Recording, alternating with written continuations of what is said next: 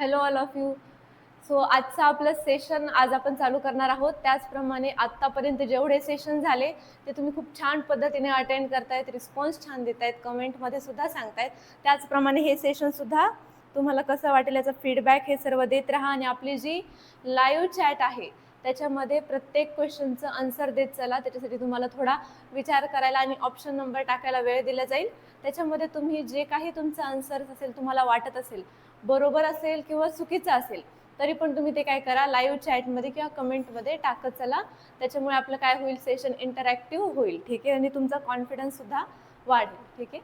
So कसंही answer तुम्हाला जे काही ऑप्शन्स वाटेल ते लाईव्ह चॅटमध्ये टाकत चला. आता थोडा पण वेळ वाया न घालवता आपण आपल्या आजच्या पहिल्या प्रश्नाकडे वळूयात. ठीक आहे, बघा वाचून घ्या पहिला प्रश्न. भारतीय अंतरिक्ष कार्यक्रमाचे पितामह कोण होते? चला लाईव्ह चॅटमध्ये सांगत चला याचा आन्सर. कोण होते? यांचं इस्रोच्या स्थापनेमध्ये पण खूप महत्त्वाचं योगदान आहे आणि भारतीय अंतरिक्ष कार्यक्रमाचे यांना पितामह म्हणतात. Doctor C V Raman, doctor Meghnad Saha, doctor Vikram Sarabhai आणि डॉक्टर होमी जे भाभा. ठीक आहे. सो होमी भाभा यांना तर अणुऊर्जा कार्यक्रमाचे जनक म्हणतो. ठीक आहे. सो आपल्याला काय विचारले, भारतीय अंतरिक्ष कार्यक्रमाचे पितामह विचारलेले आहे. सो हे कोण आहेत? डॉक्टर विक्रम साराभाई. यांचं इस्रोच्या स्थापनेमध्ये सुद्धा खूप महत्त्वाचं योगदान आहे. आणि जे डॉक्टर होमी भाभा आहेत ते अणुऊर्जा कार्यक्रमाचे जनक असं म्हणून सुद्धा यांना ओळखलं जातं. ठीक आहे, साईडला नोट डाऊन करत चला. ठीक आहे, आपलं प्रत्येक सेशनमध्ये जी काही एक्स्ट्रा इन्फॉर्मेशन असेल ती साईडला नोट डाऊन करत चला. हे मी तुम्हाला वारंवार सांगते, का तर लगेच बाजूला तुमच्या काय व्हाव्यात, नोट्स प्रिपेअर व्हाव्यात. ओके. सो आपलं करेक्ट आन्सर काय आहे? डॉक्टर विक्रम साराभाई. नेक्स्ट प्रश्न बघा. सेवा क्षेत्र हे अर्थव्यवस्थेचं कितवं क्षेत्र आहे? समजा डॅश क्षेत्र आहे, प्राथमिक, द्वितीयक, तृतीयक आणि चतुर्थ. आता जे सेवा क्षेत्र आहे हा खूप बेसिक प्रश्न आहे आणि याचा आन्सर तुम्हाला काय माहीतच पाहिजे. ठीक आहे. सो प्राथमिक क्षेत्रामध्ये काय येतं याचा आन्सर तुम्ही पहिले लाईव्ह चॅटमध्ये टाकत चला. प्राथमिक, द्वितीयक आणि तृतीयक. सो जे सेवा क्षेत्र आहे ते कशामध्ये येतं हे तुम्ही सांगत चला. ठीक आहे. प्राथमिक क्षेत्रामध्ये काय येतं? शेती. साईडला नोट डाऊन करत चला. बेसिक आहे, भरपूर जणांना माहिती पण असेल, पण तरी पण काही काही जणांना माहिती नसेल किंवा एक्स्ट्रा एक इन्फॉर्मेशन असावी आपल्याला रिव्हिजनसाठी कामी येईल म्हणून साईडला नोट डाऊन करत चला. शेती आणि मत्स्यपालन प्राथमिक व्यवसायात येईल, प्राथमिक क्षेत्रात येईल. ठीक आहे. द्वितीय क्षेत्रात काय येईल? उद्योग, उत्पादन इत्यादी ह्या सर्व गोष्टी कशात येतील? द्वितीय क्षेत्रात येतील. ओके. आणि जे तृतीय क्षेत्र आहे याच्यामध्ये काय येईल? शिक्षण, दळणवळण, वाहतूक जे काही असेल हे सर्व सेवा, जसं की बँकिंग असेल. ठीक आहे, या सर्व तृतीय क्षेत्रात येतात आणि या तृतीय क्षेत्राला आपण सेवा क्षेत्र म्हणून ओळखतो. त्याच्यामुळे आपलं करेक्ट आन्सर काय आहे? Option number C. ठीक आहे. नेक्स्ट प्रश्न बघा. नीती आयोगाचे पदसिद्ध अध्यक्ष कोण असतात? सांगा पटपट. लाईव्ह चॅटमध्ये सांगत चला. चारही ऑप्शन्स बघा. राष्ट्रपती, पंतप्रधान, अर्थमंत्री आणि गृहमंत्री. नीती आयोगाचे पदसिद्ध अध्यक्ष आपल्याला विचारलेले आहेत. सांगा पटपट. नीती आयोगाची स्थापना कधी झालेली आहे? 1 जानेवारी 2015. ठीक आहे. आणि जे नीती आयोगाचे पदसिद्ध अध्यक्ष असतात ते कोण असतात? पंतप्रधान. त्याच्यामुळे आपलं करेक्ट आन्सर काय आहे? पंतप्रधान. सो मग सध्याचे नीती आयोगाचे जर आपल्याला अध्यक्ष विचारले तर ते कोण असणार? नरेंद्र मोदी. ठीक आहे. नेक्स्ट प्रश्न बघा. रेपो व रिझर्व्ह रेट, रेपो व रिझर्व्ह रेपो रेट ही संज्ञा कशाशी संबंधित आहे? खूपच सोपा प्रश्न आहे अर्थशास्त्रातील आपल्या. ठीक आहे. निर्यात धोरण, आयात धोरण, सार्वजनिक कर्ज आणि रिझर्व्ह बँकेचे पतधोरण. लाईव्ह चॅटमध्ये याचा आन्सर सांगायचा प्रयत्न करा. कशाशी संबंधित आहे हे? रिझर्व्ह बँकेचे पतधोरणाशी संबंधित आहे. जो काही रेपो व रिझर्व्ह रेपो रेट असेल हे कशाशी संबंधित आहे? रिझर्व्ह बँकेचे पतधोरण. नेक्स्ट प्रश्न बघा. भारत निवडणूक आयोग ही एक डॅश संस्था आहे. आता सांगा कोणती संस्था आहे भारत निवडणूक आयोग? पटपट पटपट सांगायचा प्रयत्न करा लाईव्ह चॅटमध्ये. ठीक आहे, आता चारही ऑप्शन्स बघूयात. घटनात्मक म्हणजे काय, ही ऑलरेडी भारतीय राज्यघटनेमध्ये याचा उल्लेख असतो कोणत्या तरी कलमात. ठीक आहे, राज्यघटनेत उल्लेख असेल तर ती कोणती, घटनात्मक असते. वैधानिक म्हणजे काय, तर वैधानिक संस्थेमध्ये काय येतं, कायदा करून तयार केलेली. ठीक आहे, कायदा करून तयार गेलेली संस्था याच्यामध्ये किंवा आयोग याच्यामध्ये येतो. आणि जे लोकनिर्वाचित आहे याच्यामध्ये काय असतं, जनमताद्वारे सामान्यतः. ठीक आहे, आणि जे निम सरकारी आहे ही मिश्र स्वरूपाची असते, सरकारी व खाजगी. आपल्याला प्रश्नामध्ये काय विचारलेलं आहे, निवडणूक आयोग विचारलेला आहे. सो हा कोणता, कशामध्ये कोणती संस्था आहे सांगायचं आन्सर. जर तुम्हाला हे माहिती नसतील तर हे सुद्धा साईडला नोट डाऊन करत चला, याचा काय अर्थ होतो तर सांगा. भारतीय निवडणूक आयोग ही कोणती संस्था आहे. सो भारतीय निवडणूक आयोग ही एक घटनात्मक संस्था आहे आणि कलम 324 अंतर्गत याची तरतूद केली गेलेली आहे. ठीक आहे, बरोबर आहे का नाही, सांगा पटपट. नेक्स्ट प्रश्न बघा, स्थानिक स्वराज्य संस्थेचा त्रिस्तरीय रचनेत मुंबई शहरासाठी कोणती संस्था काम करते. आता सांगा, मुंबई शहरासाठी कोणती संस्था काम करते. सिडको, MMRDA, बृहन्मुंबई महानगरपालिका आणि म्हाडा. सांगायचा आन्सर.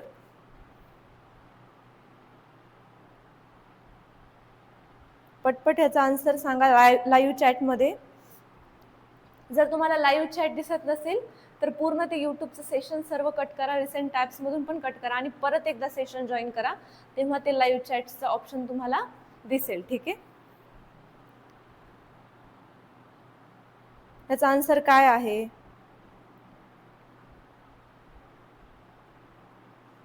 जे काही आपल्याला पाणी पुरवठा, स्वच्छता, रस्ते, आरोग्य सेवा असतील इत्यादी सर्व सेवा जे की स्थानिक स्वराज्य संस्थेच्या त्रिस्तरीय रचनेत मुंबई शहरासाठी कोणता आहे, BMC, बृहन्मुंबई महानगरपालिका.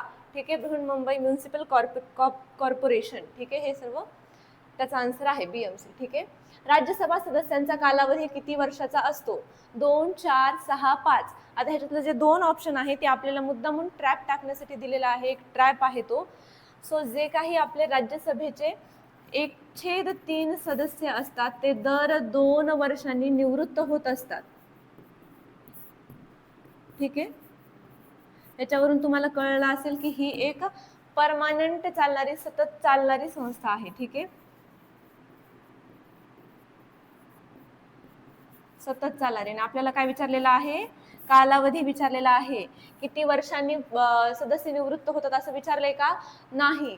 त्यांचा कार्यकाल किती वर्षाचा असतो, 6 वर्षाचा असतो. ठीक आहे, नेक्स्ट प्रश्न बघा, सामाजिक क्षेत्रातील NSAP चे पूर्ण रूप काय आहे असं आपल्याला विचारलेलं आहे. सांगायचा आन्सर द्यायचा प्रयत्न करा.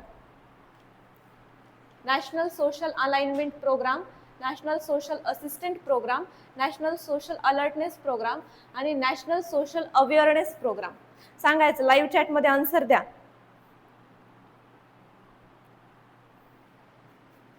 याचं करेक्ट आन्सर आहे national social assistant programme.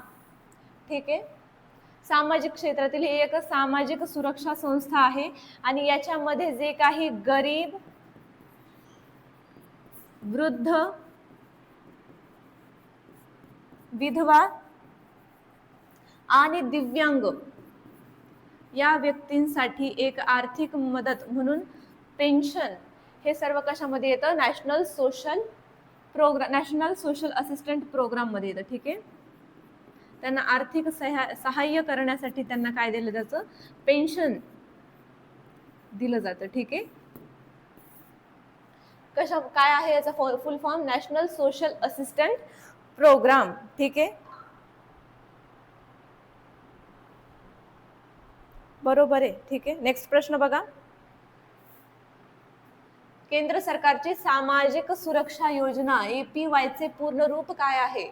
Ayush pension योजना, अटल पेन्शन योजना आणि आधार पेन्शन योजना आणि आत्मनिर्भर पेन्शन योजना. सांगा,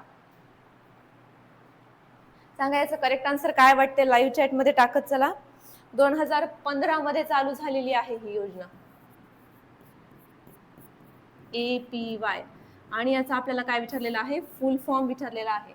प्रत्येक प्रश्नामध्ये ज्याच्यात ज्याच्यात आपल्याला शॉर्ट फॉर्म्स येतील त्याचे फुल लॉंग फॉर्म किंवा जे काही असेल त्यांचं फुल फॉर्म ते सर्व सांगायचा मी प्रयत्न केला, कारण की त्याच्यावरती क्वेश्चन्स हा येतच असतो फुल फॉर्म वरती. ठीक आहे, APYचं आपल्याला पूर्ण रूप सांगायचं आहे. APY काय आहे, अटल पेन्शन योजना.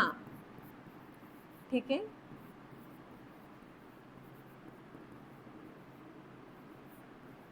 साईडला नोट डाऊन करत चला.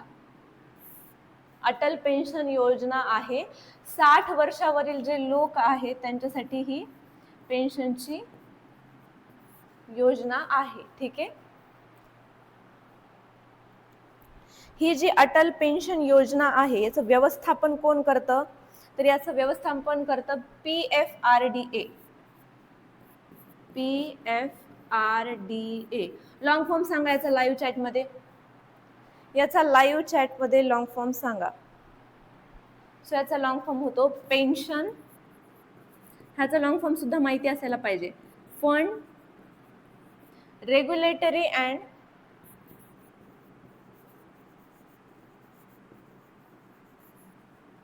Development authority. ठीक आहे, साईडला नोट डाऊन करत चला. लॉंग फॉर्म वरती प्रश्न येत असतात. हे काय करतं, APYचं व्यवस्थापन. ओके, त्याचा लॉंग फॉर्म तुम्हाला माहिती असायला पाहिजे. नेक्स्ट प्रश्न बघा, डॅश साठी राष्ट्रपती द्रौपदी मुर्मू यांनी भोरोस्का मोबाईल ॲप सुरू केले. चोरी, भ्रष्टाचार, बाल सुरक्षा आणि महिला सुरक्षा. सांगा याचा आन्सर पटपट पटपट लाईव्ह चॅट मध्ये काय आहे. भोरोस्का मोबाईल ॲप महिलांना तत्कालीन मदत मिळावी, महिलांच्या सुरक्षेसाठी व आपत्कालीन मदतीसाठी जलद सुविधा पोहोचवणारं हे ॲप आहे, जे की द्रौपदी मुर्मू यांनी चालू केलं होतं, भोरोस्का ॲप. ठीक आहे, महिलांची सुरक्षा हे याचं मेन मोटो आहे. ठीक आहे, नेक्स्ट प्रश्न बघा, पश्चिम घाटातील तीव्र उतारावरून मृदा धूप अधिक होण्याचे खालीलपैकी सर्वात योग्य कारण कोणते आहे. आता पश्चिम घाटातील तीव्र उतार जो आहे तिथून मृदा धूप होते, जी की मृदा धूप म्हणजे काय, तर ते तिथून जे मृदेवरचा जो सुपीक थर आहे तो निघून जात असतो. ठीक आहे, सो बघा चारही ऑप्शन्स. घाटात कमी पाऊस, फक्त जास्त वाऱ्याचा वेग, उताराच्या तीव्रतेमुळे पृष्ठभागावरून पाण्याचा प्रवाह अधिक वेगाने होतो, घाटांमध्ये कोणत्याही वनस्पतींचा अभाव. ठीक आहे, सो सांगा सर्वात योग्य कारण कोणतं आहे असं आपल्याला विचारलेलं आहे. घाटात कमी पाऊस नाही, तर काही घाटांमध्ये, पश्चिम घाटांमध्ये सर्वाधिक पाऊस पडतो, फक्त जास्त वाऱ्याचा वेग. हे थोडस आपल्याला काय वाटते, अपूर्ण वाटते की फक्त जास्त वाऱ्याचा वेगच एकटं कारण आहे का, तर नाही. उताराच्या तीव्रतेमुळे पृष्ठभागावरून पाण्याचा प्रवाह अधिक वेगाने होतो. हे तर एक करेक्ट ऑप्शनच आहे. आणि घाटांमध्ये कोणत्याही वनस्पतींचा अभाव, तर घाटांमध्ये वनस्पती आढळतात, वनस्पतींचा अभाव तिथे जाणून येत नाही. उताराच्या तीव्रतेमुळे पृष्ठभागावरून पाण्याचा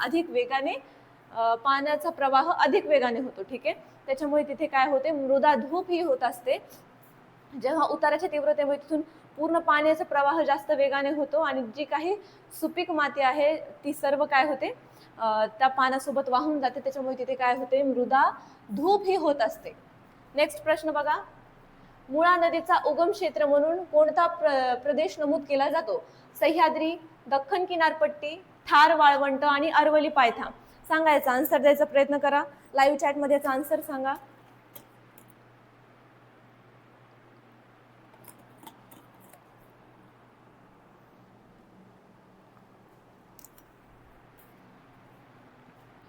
सो ह्याचं करेक्ट आन्सर काय आहे, सह्याद्री.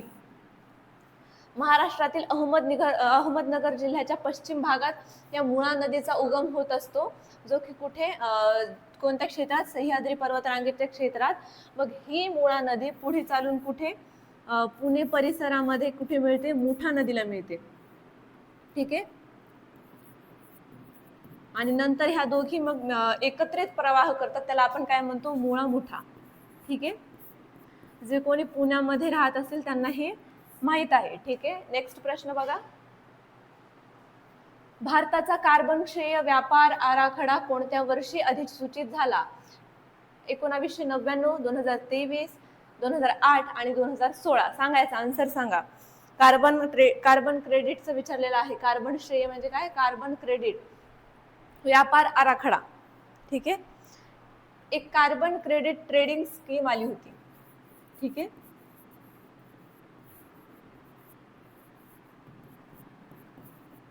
साईडला नोट डाऊन करत चला.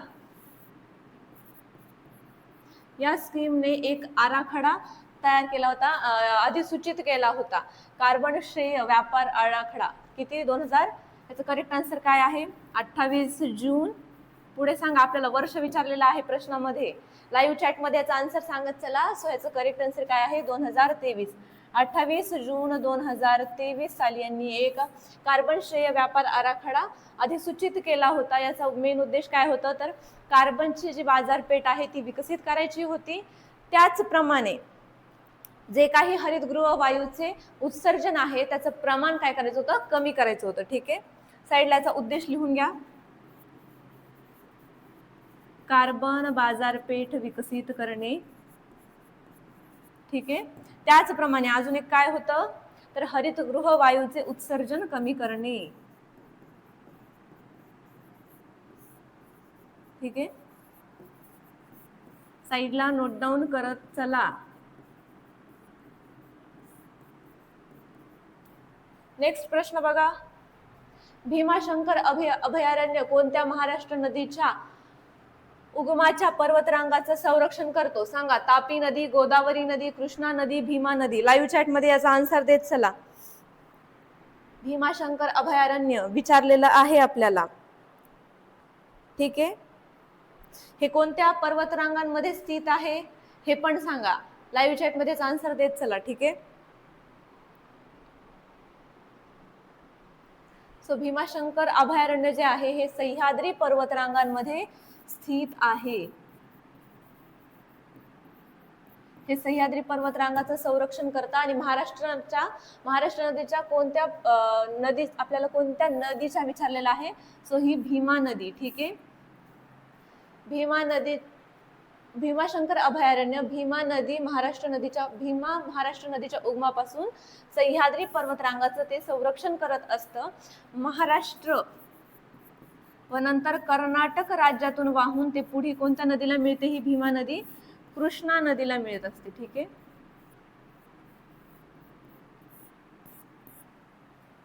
नेक्स्ट बघा. संसदेच्या कोणत्या सभागृहाला कनिष्ठ सभागृह म्हणतात? संसदेचे 2 सभागृह असतात. एक असतात कनिष्ठ आणि एक असतं वरिष्ठ. ठीक आहे, सांगा आपल्याला प्रश्नामध्ये काय विचारलेले? बेसिक प्रश्न आहे हा, याचा आन्सर आपल्याला यायलाच पाहिजे. आपल्याला कनिष्ठ सभागृह विचारलेला आहे. राज्यसभा, लोकसभा, विधान परिषद आणि सर्वोच्च न्यायालय. सांगा याचं करेक्ट आन्सर तुम्हाला काय वाटतं? लाईव्ह चॅट मध्ये टाकत चला. सो जे काही कनिष्ठ सभागृह आहे त्याला आपण ते कोणत्या सभागृहाला म्हणतो? लोकसभेला म्हणतो. सो कनिष्ठ लोकसभा. मग कनिष्ठ जर लोकसभा असेल तर वरिष्ठ कोणती आहे? राज्यसभा. ठीक आहे, मग संसदेचं जर वरिष्ठ सभागृह विचारलं तर राज्यसभा, कनिष्ठ विचारलं तर लोकसभा. ठीक आहे, नेक्स्ट प्रश्न बघा. क्षेत्रफळानुसार महाराष्ट्रातील सर्वात लहान व्याघ्र प्रकल्प कोणता आहे? मेळघाट व्याघ्र प्रकल्प, बोर व्याघ्र प्रकल्प, पेंच व्याघ्र प्रकल्प महाराष्ट्र आणि सह्याद्री व्याघ्र प्रकल्प. सांगा याचा आन्सर पटपट पटपट कमेंट मध्ये सांगा.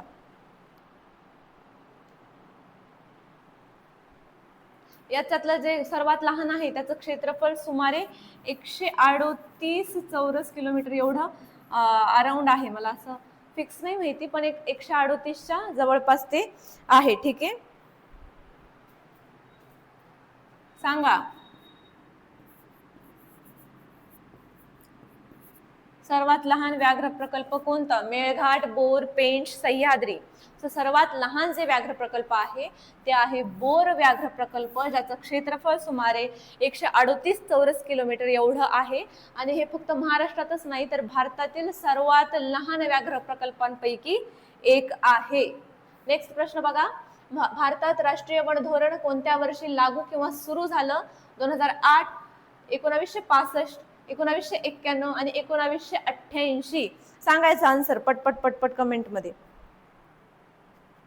आपल्याला काय विचारले? भारतात राष्ट्रीय वन धोरण. आन्सर द्यायचा प्रयत्न करायचा. काय वाटते तुम्हाला याचा आन्सर काय असेल?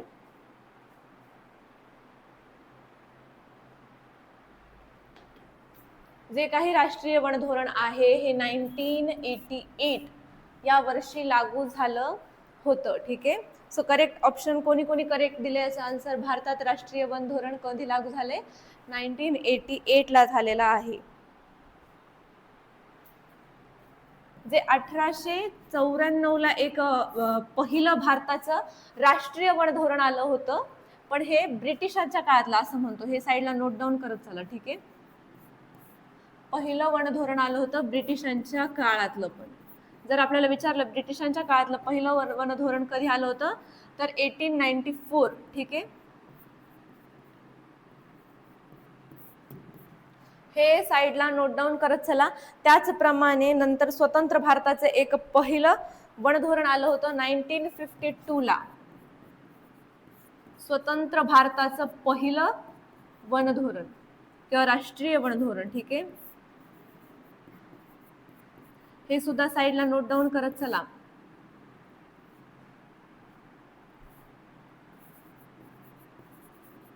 त्याचप्रमाणे सध्याचं कोणतं आहे?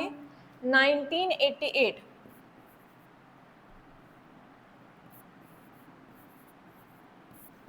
ह्याला आपण सध्याचं असं म्हणूयात. ठीक आहे. ही माहिती साईडला नोट डाऊन करत चला. खूप इम्पॉर्टंट माहिती आहे ही.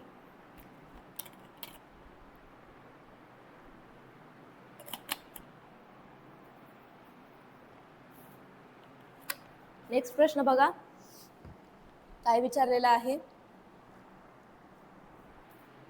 सह्याद्री व्याघ्र प्रकल्प उत्तर आणि दक्षिण पश्चिम घाट जोडण्यासाठी मुख्यतः कोणत्या जिल्ह्यामधून जातो?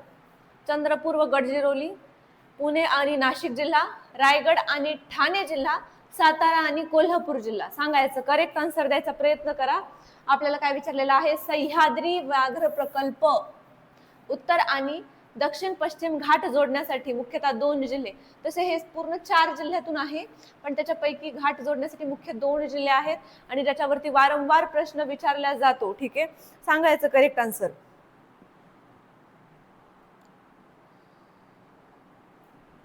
सो याचं करेक्ट आन्सर काय आहे? सातारा आणि कोल्हापूर. कोणते 4 जिल्हे आहेत हे? सातारा, सांगली, कोल्हापूर आणि रत्नागिरी. ठीक आहे. साईडला नोट डाऊन करत चला माझ्या सोबत. इम्पॉर्टंट इन्फॉर्मेशन आहे ही. हे 4ही जिल्हे आहेत. ठीक आहे. या 4ही जिल्ह्यांपैकी सातारा, सांगली, कोल्हापूर आणि रत्नागिरी यापैकी घाट जोडण्यासाठी मुख्य कोणत्या जिल्ह्यामधून जातो? तो सातारा आणि कोल्हापूर जिल्ह्यातून. आणि हा जो सह्याद्री व्याघ्र प्रकल्प आहे हा उत्तर आणि दक्षिण पश्चिम घाटातला जोडण्यासाठी महत्वाचा जैवविविधतेचा दुवा आहे. ठीक आहे. सह्याद्री व्याघ्र प्रकल्प हा उत्तर आणि दक्षिण पश्चिम. ठीक आहे.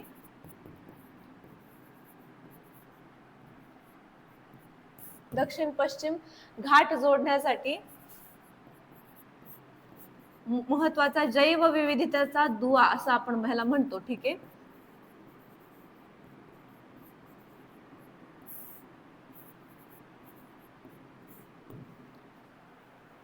नेक्स्ट प्रश्न बघा. स्वच्छ प्रश्न झालेत, आपण एकदा रिव्हिजन करूयात. ओके. भारतीय अंतरिक्ष कार्यक्रमाचे पितामह कोण आहेत? डॉक्टर विक्रम साराभाई आहेत. ठीक आहे. आणि अणुऊर्जा कार्यक्रमाचे जनक कोणाला म्हणतात? तर होमी भाभा यांना असं म्हणतो आपण. ठीक आहे. नेक्स्ट आहे सेवा क्षेत्र. कोणतं क्षेत्र आहे? तृतीय क्षेत्र आहे. ठीक आहे. नीती आयोगाचे पदसिद्ध अध्यक्ष कोण असतात? पंतप्रधान असतात. नीती आयोगाची स्थापना कधी केलेली आहे? 1 जानेवारी 2015 रोजी. ठीक आहे. नेक्स्ट आहे रेपो व रिझर्व्ह रेपो रेट ही संज्ञा कशाशी संबंधित आहे, तर ही कन्सेप्ट रिझर्व्ह बँकेचे पतधोरण याच्याशी निगडीत आहे. भारतीय निवडणूक आयोग ही एक काय आहे, घटनात्मक संस्था आहे. कलम 324 अंतर्गत याची तरतूद केली गेलेली आहे. नेक्स्ट आहे स्थानिक स्वराज्य संस्थेच्या त्रिस्तरीय रचनेत मुंबई शहरासाठी कोणती संस्था कार्यरत असते, तर ती आहे बृहन्मुंबई महानगरपालिका BMC. राज्यसभा सदस्यांचा कालावधी किती वर्षांचा असतो, 6 वर्षांचा असतो. 1/3 सदस्य दर 2 वर्षांनी निवृत्त होतात. यावरून तुम्हाला काय कळते, ही एक परमानंट चालणारी सभा आहे, सतत कंटिन्यू चालणारी ही एक सभा आहे. नेक्स्ट आहे NSAP चे पूर्ण रूप काय आहे, नॅशनल सोशल असिस्टंट प्रोग्राम. याच्यामध्ये गरीब, वृद्ध, विधवा, दिव्यांग यांना पेन्शन दिली जाते आर्थिक सहाय्य म्हणून. ठीक आहे. नेक्स्ट आहे केंद्र सरकारची सामाजिक सुरक्षा योजना. आता ह्याच्या आधीची पण आपण एक सामाजिक सुरक्षा योजनाच पाहिली NSAP. त्याचप्रमाणे अजून एक सामाजिक सुरक्षा योजना आहे APY, अटल पेन्शन योजना. ही कधीची आहे, 2015ची आहे. अटल पेन्शन योजनाची 60 वर्ष वयोगटावरील लोकांसाठी आहे. आणि हे कोण याचं व्यवस्थापन करतं, PFRDA, pension fund regulatory and development authority. राष्ट्रपती द्रौपदी मुर्मू यांनी बोरोक्सा ऍप कशासाठी चालू केलं होतं, तर ते महिला सुरक्षासाठी चालू केलेलं होतं. नेक्स्ट आहे पश्चिम घाटातील तीव्र उतारावर मृदाधूप अधिक का होते, कारण की पाण्याचा प्रवाह अधिक वेगाने होत असतो तिथे. मुळा नदीचं उगम क्षेत्र काय आहे, सह्याद्री म्हणून ओळखला जातो. अहमदनगर जिल्ह्यातील पश्चिम भागातून ही एक उगम पावते. पुढे चालून कुठे, पुण्यामधील मुठा नदीला मिळते आणि पुढे त्या एकत्रित प्रवाह करत असतात. नेक्स्ट प्रश्न बघा, भारताचा कार्बन श्रेय, कार्बन क्रेडिट व्यापार आराखडा, कार्बन क्रेडिट ट्रेडिंग स्कीम 2023 ने हा आराखडा अधिसूचित केला होता. आणि याचा मुख्य उद्देश काय होता, तर कार्बनची बाजारपेठ विकसित करायची आहे आणि जे काही हरितगृह वायू आहेत त्यांचं उत्सर्जन कमी करायचं आहे. ठीक आहे. नेक्स्ट आहे भीमाशंकर अभयारण्य कोणत्या नदीच्या उगमाच्या पर्वतरांगांचे संरक्षण करते. सो भीमा नदीच्या उगमाच्या सह्याद्री पर्वतरांगांचे ते संरक्षण करते. आणि ही भीमा नदी महाराष्ट्र आणि कर्नाटक मध्ये वाहून पुढे कुठे, कृष्णा नदीला मिळते. ठीक आहे. साईडला एक्स्ट्रा इन्फॉर्मेशन नोट डाऊन करत चला, खूप इम्पॉर्टंट आहेत या गोष्टी. संसदेच्या कोणत्या सभागृहाला कनिष्ठ सभागृह म्हणतात, तर लोकसभेला म्हणतात. वरिष्ठ सभागृह कोणता आहे, मग राज्यसभा आहे. ठीक आहे. नेक्स्ट प्रश्न बघा, क्षेत्रफळानुसार महाराष्ट्रातील सर्वात लहान व्याघ्र प्रकल्प कोणता आहे, बोर व्याघ्र प्रकल्प आहे, जो की पूर्ण भारतातच लहान व्याघ्र प्रकल्पांपैकी एक आहे. राष्ट्रीय वन धोरण कोणत्या वर्षी लागू झालं, 1988. ब्रिटिश काळातलं सर्वात पहिलं राष्ट्रीय धोरण जे की ब्रिटिश काळातलं होतं ते कोणतं होतं, 1894. ठीक आहे. 1952 स्वतंत्र भारताचं पहिलं वन धोरण आणि सध्याचं कोणतं आहे, 1988. नेक्स्ट बघा, सह्याद्री व्याघ्र प्रकल्प उत्तर आणि दक्षिण पश्चिम घाट जोडण्यासाठी कोणत्या मुख्य 2 जिल्ह्यातून जातो, तर तो कोणता आहे, सातारा आणि कोल्हापूर जिल्हा. याला आपण काय म्हणतो, जैवविविधतेचा दुवा असं म्हणतो सह्याद्री व्याघ्र प्रकल्प याला. ठीक आहे. हा कोणत्या 4 जिल्ह्यातून जातो, सातारा, सांगली, कोल्हापूर आणि रत्नागिरी. ठीक आहे.